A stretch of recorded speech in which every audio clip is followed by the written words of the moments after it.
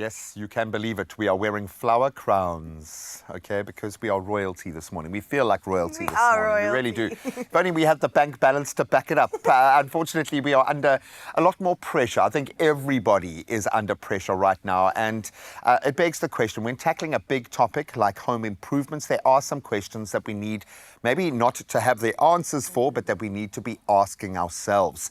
It can be exciting. It can definitely be overwhelming, especially when you factor in the financial side of things. It gets tough, let me tell you. I want to have so many things done in my home, but then I'm like, oh, wait a minute. I know for sure this is going to cost me my kidney, so let me not do that. It is easy to get swept up in the vision of a beautiful new space, but understanding the costs and also budgeting wisely is absolutely essential for making it a reality. Anyone who's been watching My Design Rules will understand this. Yes. They will get how quickly costs can escalate with the wrong decision at the wrong point in your journey. So we're going to put these questions out there, and we're going to, bearing in mind we are not financial experts, but we are asking ourselves these questions as much as anyone else. And when it comes to home improvements, is it an investment in the home's value? And I think it depends on what you can afford to do at that time.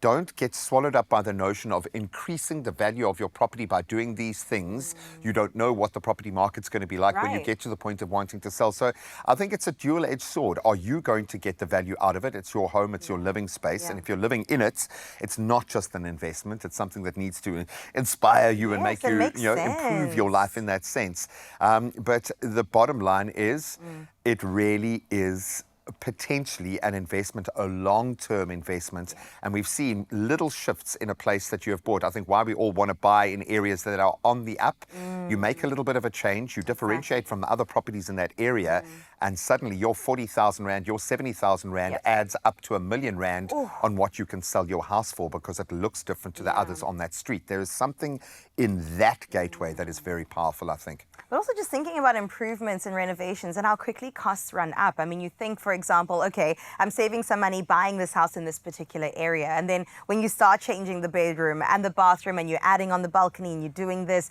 then you're just sitting there like, oh my gosh, have I actually put more into this than I paid for? And it begs the question, maybe you need to be asking yourself, when you're buying that house, what is the long-term plan of that house? Is it an investment? Is it your forever home that because that'll dictate how and what you're going to spend money on.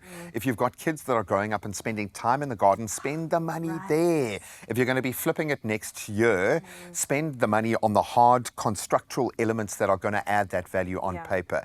But it's, I suppose it's, where is that money going to come from? That's the Becomes question. the major question. So is it wiser then to save up for renovating over time, or should you take out a loan and get the project done sooner? That's I would say tricky. do the maths.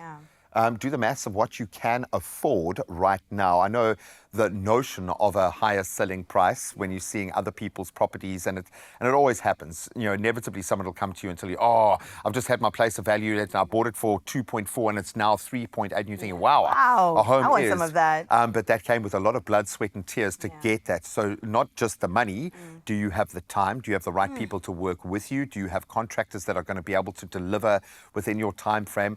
I think having a plan and a budgetary plan when you buy your house and what you want that long-term vision to be is absolutely essential. So you're not dipping into savings from other areas for something like that. That is definitely some wise words from our garden man over here. Please do take them to heart. And also just know that thoughtful financial planning can turn your home improvement dreams into a reality at the end of the day without the stress of debt. If you really do this properly, and with ABSA, your financial goals do really matter. So you can head straight over to absa.co.za. You can discover some of the tools, the resources that are at our fingertips that can help us plan our next home project wisely, answering all of those questions. There are stories of creators, and we're inspired by them all. We invite you to write your story with us. Your story matters. ABSA.